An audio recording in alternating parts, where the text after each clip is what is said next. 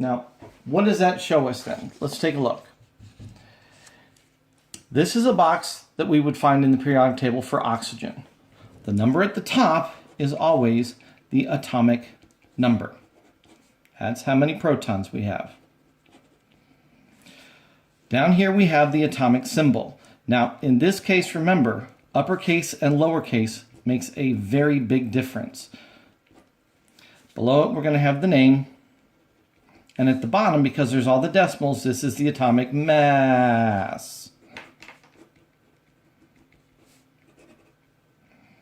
That's what we're given, but what we can find from this is a lot more information. So for instance, if we take the mass and we round it to the nearest whole number. Now 15.9, we don't really care about the extra nines, so if we're going to round to the nearest whole number, that would be 16. Because this is all the different isotopes taken in for the average, the nearest whole number is the most common variety. So that's going to be the most common mass number.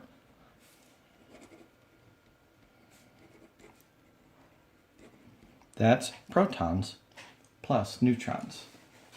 So let's take a look from our worksheet. The first one, we're dealing with oxygen again. We see in the box, the one thing that's missing is the name. Now from here, let's take a look. The atomic number, we're always going to find up top. So we're just going to bring that down. The atomic mass is the one that has all of the decimals. We'll bring it down also, 15.999.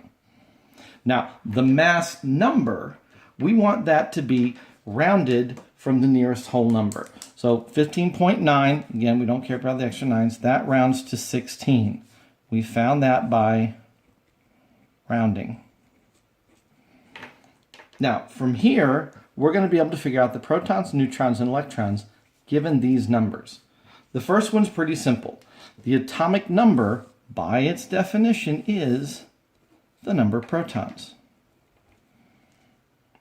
And the mass number, since that is protons plus neutrons, what we need to do is say, here's a complicated math, if 16, that was our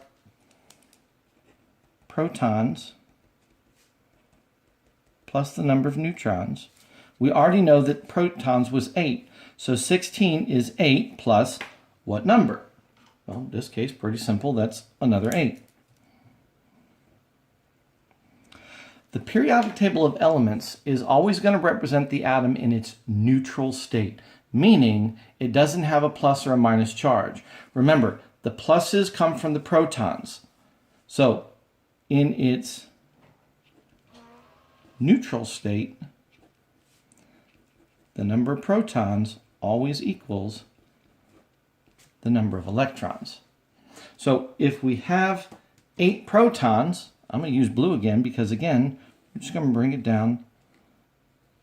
That means oxygen has to also have 8 electrons. All right, let's take a look at our next example. Our next example, number 30 on the periodic table. What we're missing is zinc.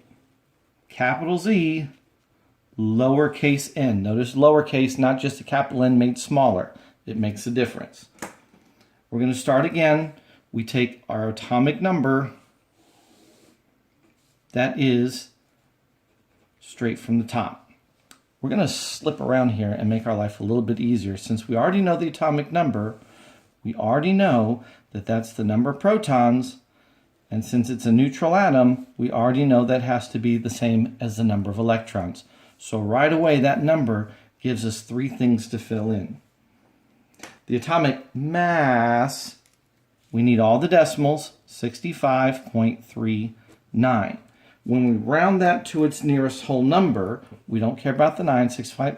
That 0.3 says stay the same, so that is 65. Now to find my neutrons, this mass number is protons plus neutrons. We already know that 65, 30 of those are the protons. all I really need to do is subtract.